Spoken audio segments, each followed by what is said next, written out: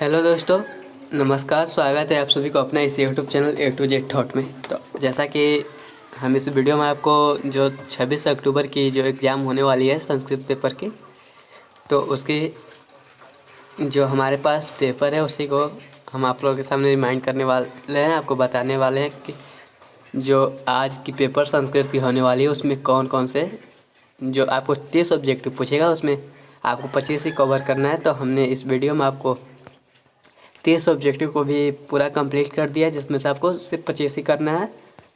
तो वीडियो को अंत तक बने रहिए और देखिए अपना जो आज का पेपर है। तो जैसा कि हमने हिंदी का भी आज पेपर होने वाला है, तो उसका भी मैंने वीडियो बना लिया है, तो आप इसी चैनल पे उस वीडियो को भी देख सकते हैं। तो चलिए बिना देरी के हम वीडियो को स्टार्ट करते हैं। तो हमारे सामने पहला सवाल है, थोड़ा लेट लगेगी, टाइम लगेगी, लेकिन वीडियो का अंत तक बने रहिए। आपको एक बार रिमाइंड कराने के बाद आपको दोबारा वीडियो देखने की कोई ज़रूरत नहीं है। देखिए इसमें जो इसका सही आंसर होगा आपको यहाँ पे पीले रंग से रंग दिया गया है, जिससे आपको कोई प्रॉब्लम नहीं होगी। ठीक है, चलिए अब हम वीडियो को स्टार्ट करते हैं। तो हमारे सामने पहला सवाल है, व्याघ्र पार्थिक कथा शीर्षक पाठ से संकलित है। व्याघ्र पार्थिक कथा शीर्षक पाठ से संकलित है, तो इसका सही आंसर होगा हितोपदेश, यानी इसका सही आंसर बी होगा। अब दूसरा सवाल हमारे सामने है, मंदाकिनी वर्णनम पाठ वाल्मीकि रामायण के किस कांड से संकलित है। जो मंदाकिनी वर्णनम पाठ है, मंदाकिनी पाठ है जो वाल्मीकि रामायण के किस कांड से संकलित है, तो इसका सही आंसर होगा अयोध्या कांड, ऑप्शन सी। तो हमारे सामने तीसरा जो सवाल है, तीसरा सवाल पूछ रहा है आप लोग को, चित्रकूट किस नदी के किनारे अवस्थित है। चित्रकूट जो है किस नदी के किनारे है, तो चित्रकूट मंदाकिनी नदी के किनारे है, तो इसका सही आंसर होगा डी। तो 4 नंबर सवाल अब पूछ रहा है, मंदाकिनी नदी का वर्णन कालिदास के किस ग्रंथ में है। मंदाकिनी नदी का वर्णन कालिदास के किस ग्रंथ है, तो इसका सही आंसर होगा रघुवंशम, इसका सही आंसर बी होगा। अब बात करते हैं सवाल नंबर 5 की। तो 5 नंबर सवाल हम लोग के सामने पूछ रहा है, हितोपदेश के रचयिता कौन है।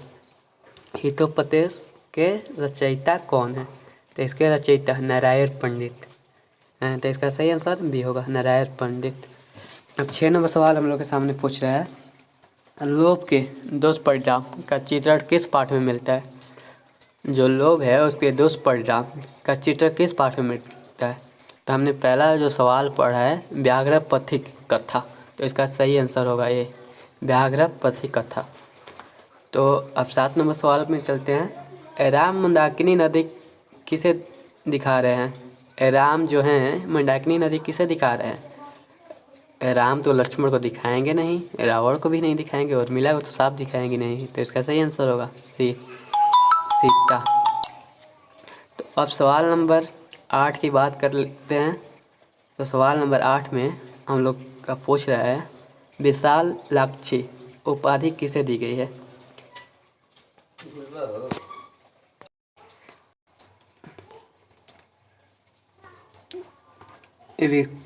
विशाल लाक्षी उपाधि किसे दी गई है, इसका सही आंसर होगा ए सीता को। अब सवाल नंबर 9 की बात करते हैं। तो 9 नंबर सवाल में बोल रहा है, सोने का कंगन लेकर कौन बैठा था।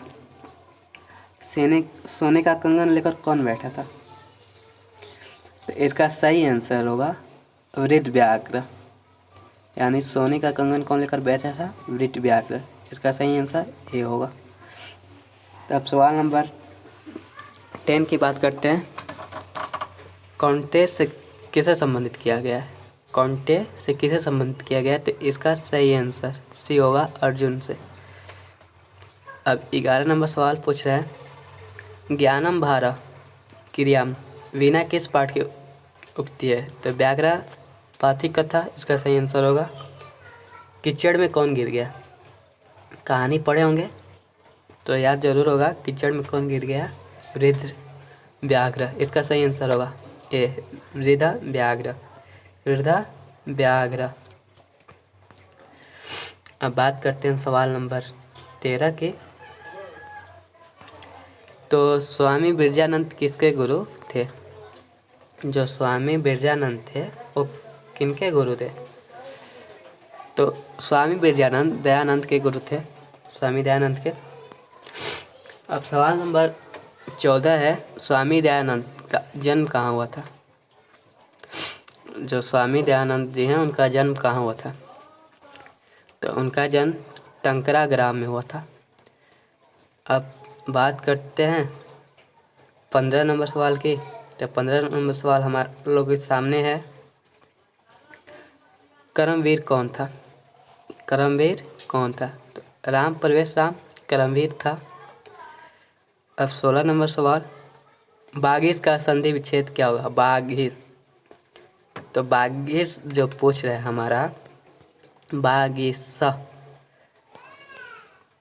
बागीसा पूछ रहा है, जो इसका संधि बाग प्लस इस होगा। आपको बागीस पूछ रहा है तो गा देकर बागीस ए मत मार दीजिएगा, इसका सही आंसर होगा बी, बाग प्लस इस। ओके, तो इसका सही आंसर आपको बी होगा, बाग प्लस इस। तो अब सवाल नंबर 17 की बात करते हैं। तो 17 में हम लोग के सामने दी हुई है, 17 सवाल क्या बोल रही है देखिए। तिड़डे संख्यावाची शब्द किस लिंग का है। तिड़डे, तो इसका सही आंसर होगा बी, स्त्रीलिंग। अब 18 नंबर सवाल पूछ रहा है, महत्व पद में किस प्रत्यय का प्रयोग हुआ है। आपको प्रत्यय उपसर्ग हम जो हिंदी का पेपर करे हैं उसमें भी बता चुके हैं कि प्रत्यय क्या होता है और उपसर्ग क्या होता है। उपसर्ग को जो पहले लगता है और प्रत्यय जो अंत शब्द का अंत में लगता है। तो इसमें कौन सा प्रत्यय लगा है, तो इसका सही आंसर होगा ए, 18 का सही आंसर होगा ए। अब 19 नंबर सवाल पूछ रहा है, लंबोदर किस समास का उदाहरण है। लंबोदर, तो इसका सही आंसर होगा बहुव्रीहि। अब 20 नंबर है, तदा अहम गृहम गच्छामि में रेखांकित पद क्या है। आपको पूछ रहा है, तदा अहम गृहम गच्छामि में रेखांकित पद क्या है। तो इसका सही आंसर होगा ए, अव्यय। अब बात करते हैं 21 नंबर की। 21 नंबर में हमारा पूछ रहा है, पंथान शब्द रूप किस विभक्ति का है। जो पंथान शब्द है वो किस विभक्ति का है। तो इसका सही आंसर होगा ये, प्रथमा विभक्ति का है। दिगंबर में किस संधि का प्रयोग हुआ है। दिगंबर में किस संधि का प्रयोग हुआ है। तो इसका सही आंसर होगा बी, व्यंजन संधि का प्रयोग हुआ है। अब यहीं पे पूछ रहा है, पीताम्बर पिंडा, यही दिगंबर पूछ लेता तो बहुव्रीहि समास हो सकता था। यही पीताम्बर पूछ दिया है किस समास का उदाहरण। तो इसका सही आंसर होगा पीताम्बर बहुव्रीहि, इसका सही आंसर ये होगा बहुव्रीहि। अब 24 नंबर सवाल हम लोग के सामने है, किस समास में अन्य पद की प्रधानता हो जाती है। किस समास में अन्य पद की प्रधानता हो जाती है। तो बहुव्रीहि जो समास है इसमें अन्य पद की प्रधानता हो जाती है। तो यहाँ हमने आपको 24 ऑब्जेक्टिव कवर करा दिए हैं। आपको एग्जाम 25 से लिखना है। हम यहाँ आपको 30 ऑब्जेक्टिव बताएंगे, जितना पूछा है सबका बताएंगे। अगर इसमें कोई आपको डाउट लगता है तो उसे छोड़कर लिख सकते हैं। आपको 25 से लिखना है, यह ध्यान में रखिएगा कि नहीं कि 30 हमने कवर करा है तो आप 30 मार आइएगा, वैसे आपका 10 मार्क्स शायद कम हो सकता है। तो बात करते हैं 25 नंबर सवाल की। तो 25 नंबर सवाल हम लोग के सामने है, महानता पद में किस प्रत्यय का प्रयोग हुआ है। जो महानता पद है इसमें किसका प्रयोग हुआ है, प्रत्यय पूछ रहा है इसमें। तो इस आपको बताएं, जो इसके लिए आपको प्रत्यय पूरी तरह से पढ़ना होगा। अगर पढ़े होंगे सही तो इसका आंसर डी होगा, बी होगा यानी तल होगा। ठीक। अब 26 नंबर सवाल यहीं पे पूछ रहा है, विशाल अक्षी की संधि क्या होगी। विशाल अक्षी की संधि क्या होगी, यानी इसको यहाँ पे आपको प्लस ले लीजिए, इसको पूरा करना है आपको। यहाँ पे संधि विच्छेद कर दिया, आपको संधि इसकी बनानी है, तब इसका सही आंसर होगी विक्षाला अक्षी। ओके। अब 27 नंबर यही सवाल है आपको, प्राज्ञेय का संधि विच्छेद क्या होगा। प्राज्ञेय आपको मैंने पहले भी कर दिया, अगर यहाँ पे आपको फर्स्ट टाइम ग दिखाई दे रहा है तो इसको देखकर मत मार दीजिएगा। इसका सही आंसर होगा प्राक प्लस य यानी उत्तर बी। ठीक है। 28 नंबर सवाल हम लोग के सामने है, बही उपपद के योग में किस विभक्ति का प्रयोग होता है। 28 नंबर पूछा है, बही उपपद के योग में किस विभक्ति का प्रयोग होता है, तो इसका सही आंसर होगा बी, पंचमी। अब 29 नंबर सवाल हम लोग के सामने है, आप लोग 25 ही कवर करने हैं, माइंड में रखना है कि नहीं कि आपको 30 करना है। हम 30 आपको कवर करा दे रहे हैं, अगर कोई आपको डाउट लगे तो उसे आप छोड़ सकते हैं। और आपको सब्जेक्टिव चाहिए तो उसके लिए आप कमेंट में यस टाइप कर सकते हैं, आपको सब्जेक्टिव भी मिल जाएगा। तो हमने हिंदी का पेपर कराया है, वो आप इसी चैनल पे है, आप देख सकते हैं। मैं उसका लिंक आपको डिस्क्रिप्शन में भी दे दूँगा। अब देखिए 29 नंबर सवाल हम लोग के सामने क्या कर रहा है, दातव्यम पद में किस प्रत्यय का प्रयोग हुआ है। दातव्यम, तो इसका सही आंसर होगा तबियत यानी बी, उसका सही आंसर क्या होगा बी। अब देखिए 30 नंबर सवाल हम लोग के सामने पूछ रहा है, अन्वय। अन्वय पद में किस उपसर्ग का प्रयोग हुआ है। उपसर्ग पूछा, प्रत्यय उपसर्ग याद रखिएगा, उपसर्ग पहले लगता है और प्रत्यय अंत में लगता है, तो इसका सही आंसर होगा बी। ठीक है अनु, तो आप एग्जाम में 25 में 25 आज कर आएंगे ना,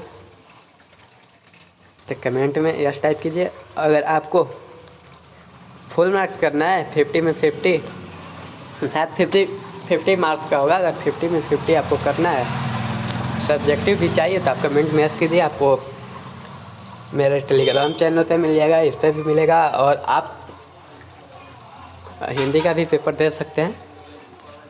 अगर वीडियो आपको देखने में इतना बोरिंग लगे तो आप स्क्रॉल कर अपना सिर्फ क्वेश्चन देख सकते हैं। इस